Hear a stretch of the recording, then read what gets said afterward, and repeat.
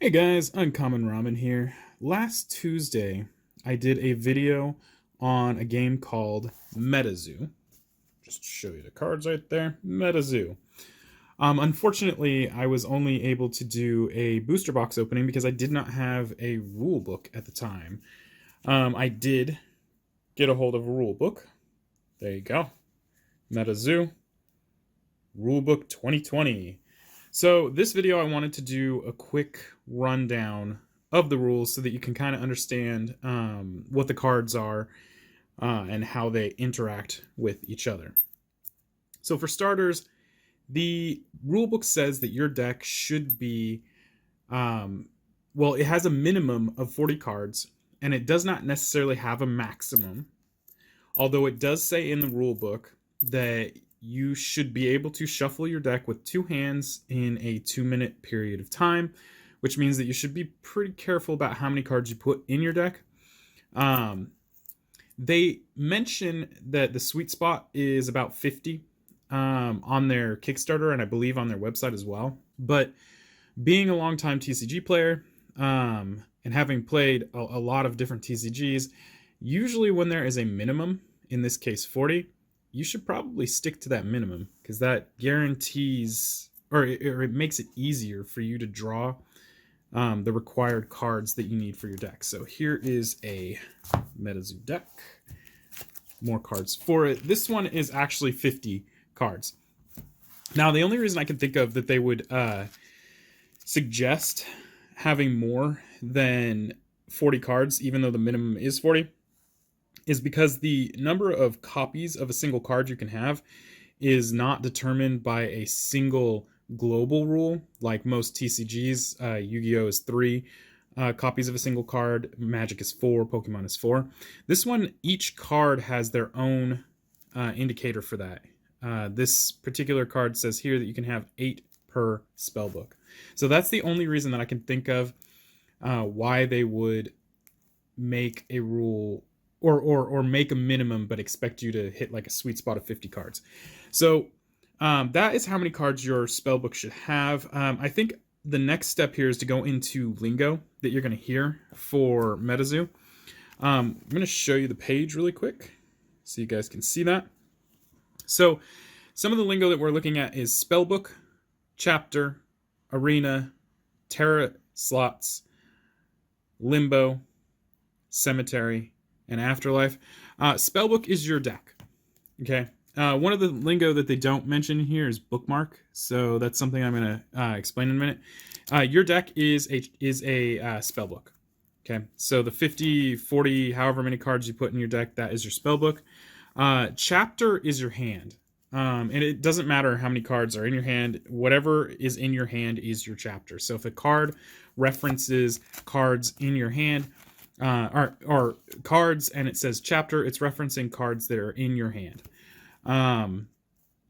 Arena is the whole area that you and your opponent are playing in.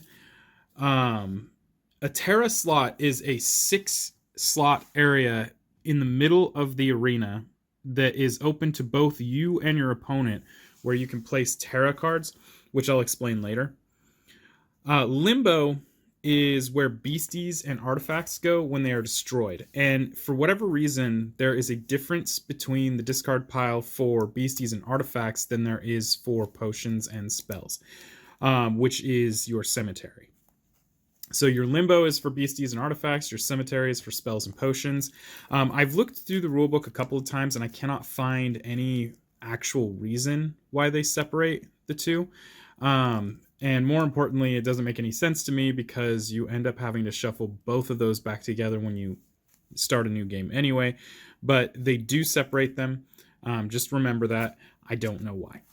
And then finally, it says afterlife. Afterlife is the removed from the game forever pile. So there's going to be a section where your cards that are gone for good go. And that is the afterlife. And to my knowledge, there isn't a lot in here that returns things from the afterlife, but I'm new to the game just as much as anybody else, so I could be wrong. The one lingo that they don't explain is bookmark, or they do explain it, but they didn't put in the lingo page here. So you're going to see right here, there's nowhere in here where it says bookmark. Bookmark is to draw a card. So anytime a card says bookmark, X pages from your, pages is another thing. Bookmark X pages from your deck, from the top of your deck. It means draw X cards from the top of your deck. And obviously pages, since I didn't go into it, your deck is the spell book, your cards are the pages. Okay, so anytime it references pages, it's talking about individual cards. Anytime it's talking about your spell book, it's talking about your deck. And anytime it is talking about bookmarking pages, it's talking about drawing pages from the top of your deck. In almost every case, when it says bookmarking, it does say from the top of your deck. So that is the lingo that you should get familiar with. They didn't have to do that. As far as I'm aware, none of the terms like drawing card, deck, card in general, play area, none of these are trademarked by anybody or rights reserved by anybody. So they could have used simple terms like that, but they chose to change it up a bit.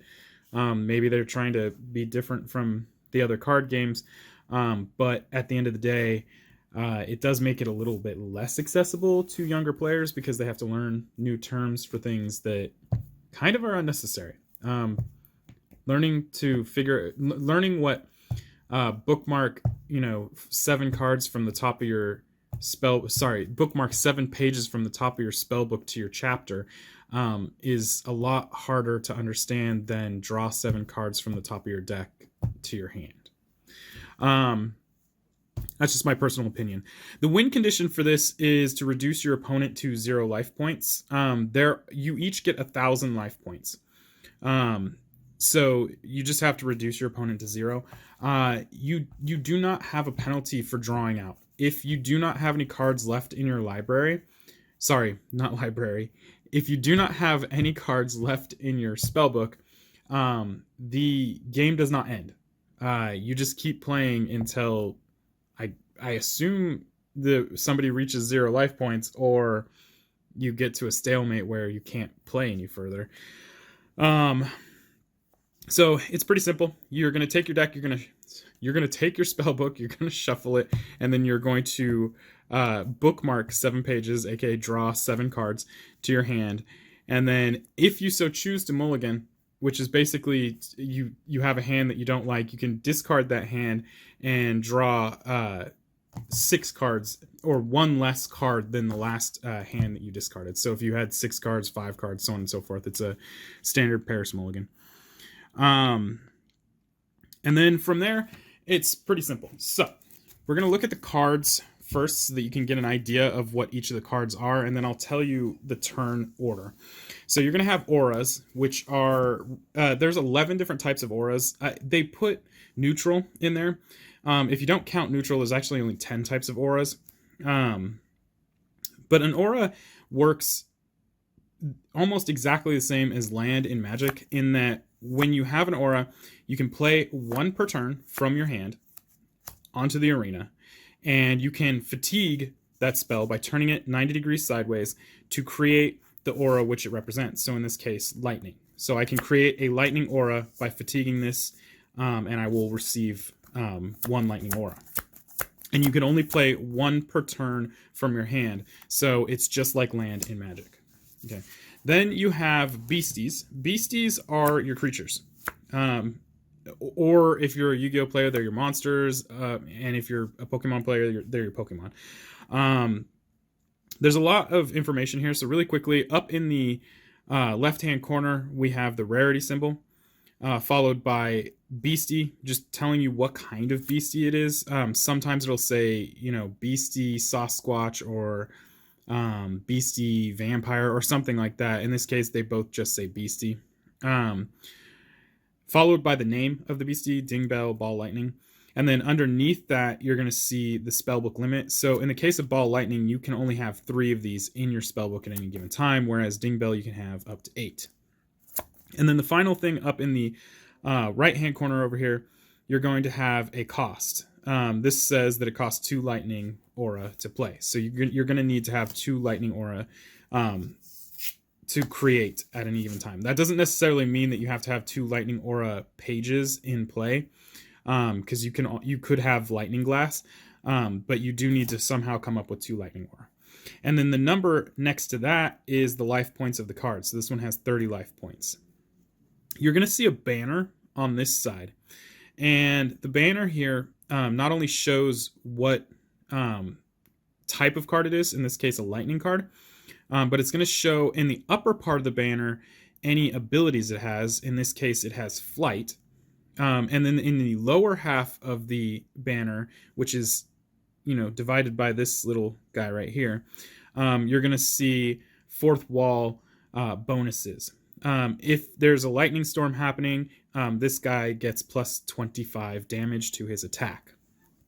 Then underneath that, you're going to get the text box where it shows a little information about it, and then some text that will modify the game. In this case, it says, while ball lightning is in the arena, you lose 25 life points and generate 1 lightning aura per turn. Okay, so that's pretty cool. Even though you lose 25 life points, you have 1,000 life points. It's, in the beginning of the game, pretty helpful. And then followed by an attack right here. So this one is Bowling Bolt, and it says that it does 25 damage. It also indicates right here any status effects it causes. In this case, it causes paralysis. I will go over the status effects if people are interested. I don't want to go into them in detail in this video because it'll take too long, but let's just get this out of the way that particular one is paralysis. When you're dealing damage, there is this is a lightning creature, so it deals lightning damage. There is a weakness and strength table very similar to that of Pokemon, except that it is kind of complicated. So I'm just going to show you really quick the page. This is the aura wheel. This shows weaknesses and strengths for all the different aura types. Okay, so we can see here that dark is both strong and weak against light and spirit. And spirit is both strong and weak against dark, whereas light is also both strong and weak against dark. Spirit is also weak against cosmic. Cosmic is not weak against anything. Neutral up here is strong and weak against nothing.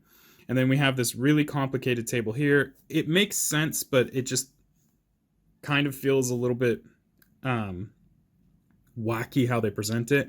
But essentially, obviously, fire is going to be strong against ice and forest, I think it is. And ice and forest are both strong against water. Water is strong against earth. Earth is strong against lightning. Lightning is strong against water. Fire is weak against water, and so on and so forth. So this is the aura wheel. When you are dealing damage to something that you are strong against, you get plus 20 damage to whatever you have. So that's on top of any fourth wall bonuses that you already got, as well as any other fourth wall related things on your cards. Just switch this over really quick.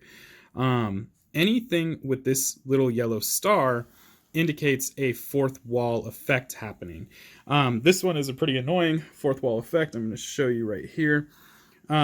Essentially, when a ding bell is in play, everyone has to put their electronic devices out of sight.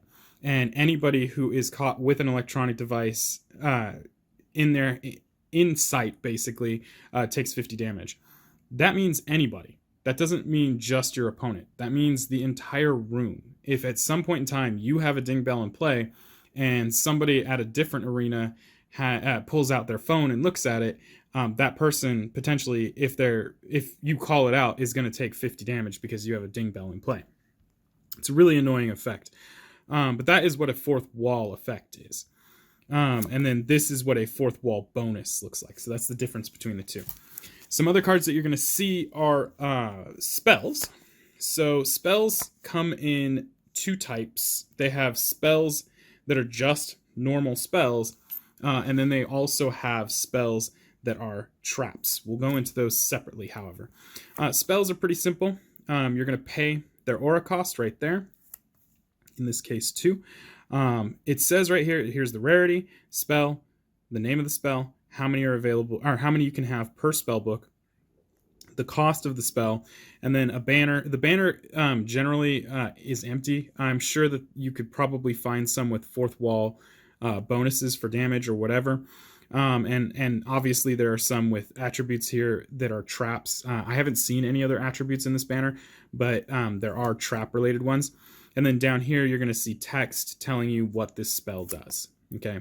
And once the spell has been activated, or once it has been resolved, my bad, it is put into the cemetery, not limbo, the cemetery. They are in a first in, last out order, so there is a stack related rule to that. You're also going to see cards called Terra, and Terra are basically ways to activate fourth wall bonuses without actually having those fourth wall bonus effects in play, essentially. So this is Lightning Storm.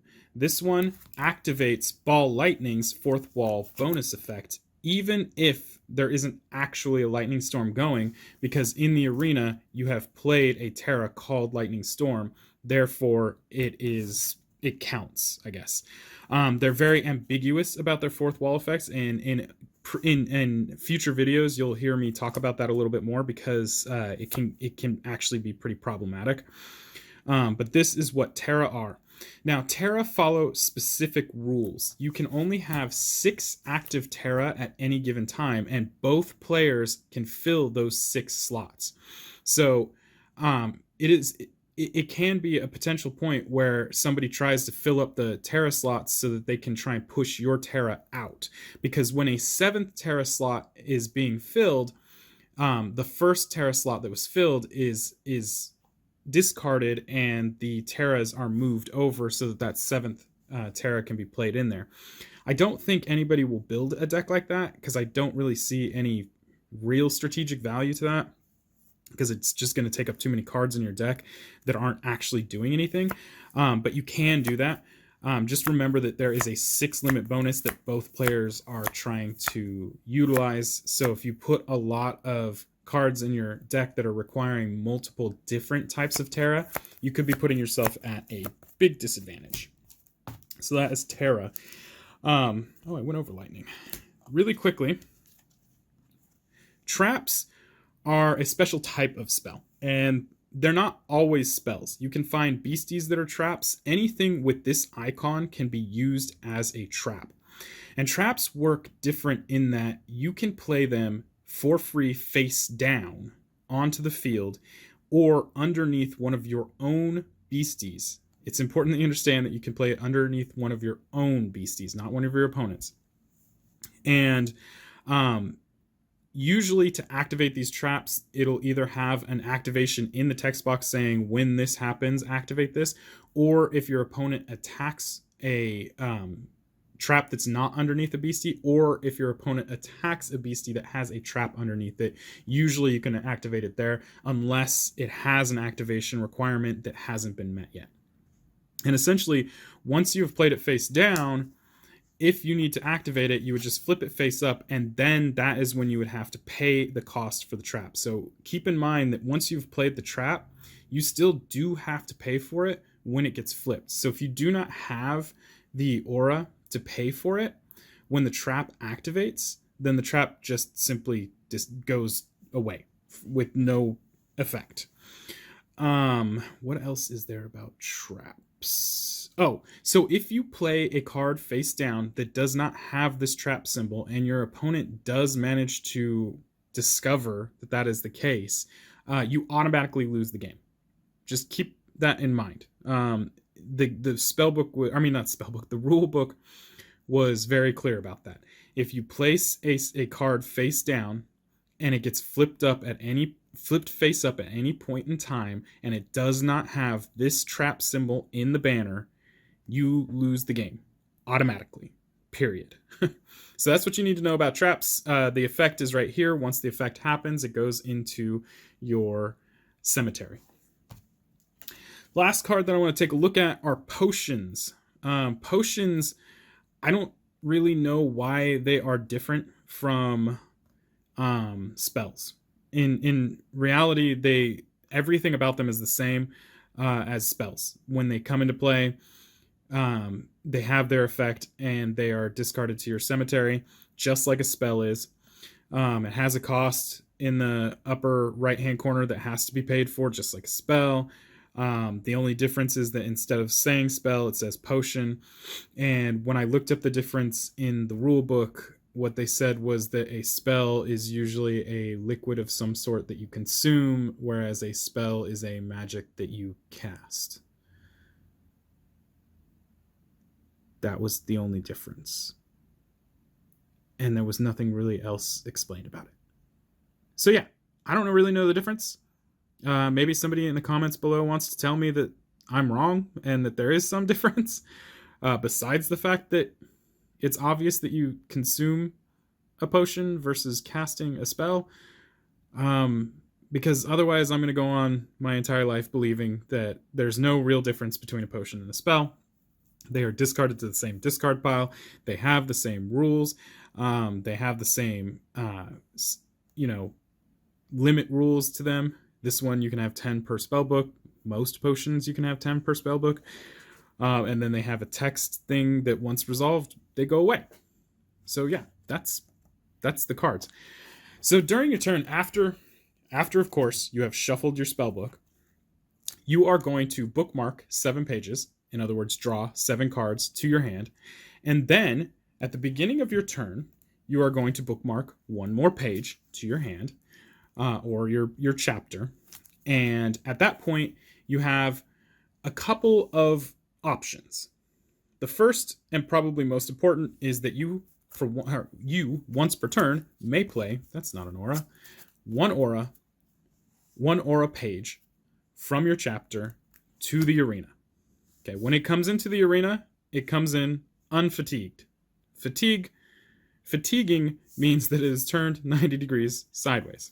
Okay, so it comes into the arena unfatigued and therefore can be used to pay for something in your hand. So let's just say this ding bell, for instance. This ding bell says it costs X. Well, X is whatever I pay for it. X, specifically X lightning. Well, I only have lightning aura, so I'm going to fatigue this lightning aura page to create 1 lightning aura to play this ding bell for 1. Its effects are listed in here, essentially basically that it gets a counter for each lightning aura that you pay for it, and that its attack and HP are based on the number of counters on there. I don't want to go into great detail about that. Just understand that when this comes into play, it comes into play unfatigued. Now, after you've played your aura for the turn, you have a bunch of things that you can do until you no longer have aura to pay for it or cards left in your chapter. Like, for instance, playing beasties. You can play as many beasties into the arena as you have aura to pay for them. Beasties are different from aura in the sense that, I didn't go over artifacts. Ooh, I need to go over artifacts. But before I do that, beasties are different from auras because when they come into play fatigued. This is different from magic because in magic, they don't come into play tapped. They just have summoning sickness. It's just like an unspoken thing that we know that it cannot activate on the turn that it is in play unless it has haste. In this case, these simply come into play fatigued. Unless, of course, they have, I believe, Fleet is the name of the ability, which is the same as having haste. So, but it brings me to a good point. I didn't go over artifacts, and artifacts are like beasties in the sense that they have HP or life points, but they're different from beasties because they usually don't have attacks. So this is an artifact. Okay. This is how you can tell the difference. It says artifact right there. It still has a cost, still has an HP, and usually has some ability that you can fatigue it to have. Sometimes those abilities are attacks. At least that's what the rulebook says. But in most cases, they're just things to, in this case, help you create aura. So, but these are very much the same when it comes into play as beasties, because when you play an artifact, it does come into play fatigued. So artifacts cannot be used the turn they are played. I think that's all I really need to go over as far as artifacts are concerned in card type. Let me know in the comments below if I missed anything, but essentially an artifact is the same thing as Beastie minus its attacks, essentially, because it still has life points and you can still attack an artifact to kill it with a Beastie. So just keep that in mind. Okay, so you can play as many Beasties as you have aura to play. You can also play as many Terra cards as you would like during your turn. They have no cost and they have no limit per turn that you can play them. Although, obviously, if I have 2 Lightning Storms in my hand, I'm probably only going to play one of those until that Lightning Storm gets discarded from the Terra slots, because it doesn't make sense to play 2 Lightning Storms. Just from my point of view. I could be wrong, but that's where I stand on that. You can also play as many spells as you would like during your turn, as long as you have the aura to play them. And it's, like I said, you play it, you use the effect, and it gets discarded. After that, I think that's it. Then you just go to your end phase. Your opponent will take his turn. The one thing is that on your turn, the first thing you're going to do is awaken everything that was fatigued. So let's say you went second. Now it's your opponent's second turn, and he's got things in play that are fatigued. On his turn, the very first thing he's going to do is awaken all of these. Then he's going to bookmark a page from the top of his spell book. And then he is going to move into the turn sequence, which is play a single aura for the turn, and then use that aura to play your cards until you can't, or you choose not to. At which point, you can choose to go into an attack phase now that we're past the second turn, because in the first turn, neither of you are going to be able to attack. Attack phases are pretty complicated. I want to go into them in more depth in a different video, but essentially what you're doing in an attack phase, in a very simplified way, is you're choosing an unfatigued page. You're going to fatigue it and choose an attack, or choose a target. So let's say this is my opponent's Chaos Gem. I'm going to choose their Chaos Gem, and it does not matter if, as far as I could tell when reading the rulebook, it does not matter if their page is fatigued or not. I'm choosing it. Now, if it has a trap underneath it, my opponent can activate that trap and pay for it. If that trap happens to be a beastie, that beastie will become the primary defender. Otherwise, this is the primary defender. Once I've chosen my target, my opponent can then choose any unfatigued beasties that he has. Let me just see if I have a quick example. Here we go. That he has, and he can choose to fatigue that beastie to become a defender. Then, whoever has priority, which usually is the attacker, unless your opponent has something with first strike. Again, if you have first strike, then there's other things, but unless your opponent has first strike, you have priority. Your beastie is going to deal damage to the defender. If there is no defender, it's going to be whatever the primary target was, that becomes the primary defender. So in the case of this Chaos Crystal, my Bowling Bolt is going to deal, let's just say 25. It's not lightning outside, and I'm not weak against it, obviously. I'm going to deal my 25 damage to it because I have priority. And because it no longer has any life points left, because it only has 25, it is discarded from play. In this case, artifacts go to limbo. Okay. This is the same with beasties, as far as I can tell, in that if my opponent's beastie, let's say I only paid one for this and it only has 10 life points, and I attacked it for 25, this card would then be destroyed and discarded to limbo without being able to do an attack back at me. If your opponent's beastie lives through the attack, then your opponent's beastie can select an attack that it has to deal damage back to you. That is the only case in which you will receive damage dealt back to you. So, you cannot declare defenders if the cards that you have that you want to use as a defender are already fatigued. If they're already fatigued, the only way they're going to become a defender is if your opponent attacks them. And that's how attacking works. The priority person is going to deal damage first, and then if the beastie lived through that damage, then the defender will deal damage back, or the person without priority will deal damage back. Now, if you're dealing with multiple targets, let's just say it's these two.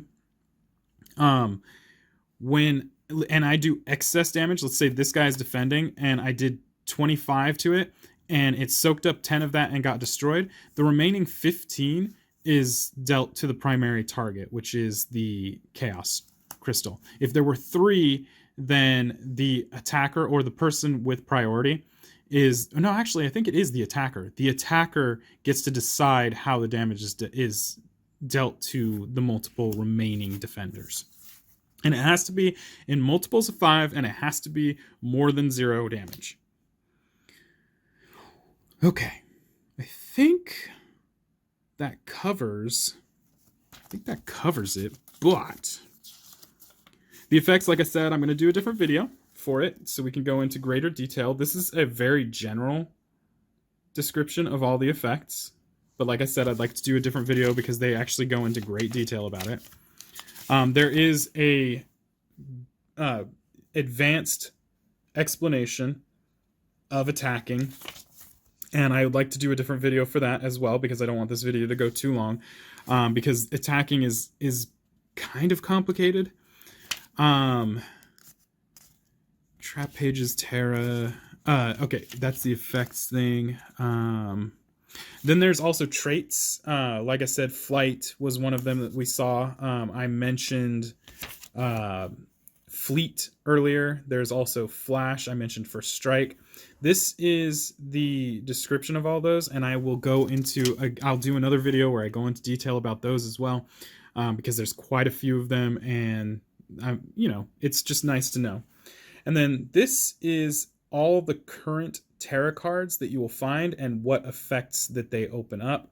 Although the symbol on the fourth wall breaking effect, or fourth wall modifier, will match up to the symbol that it is referencing. So in this case, lightning. There you go.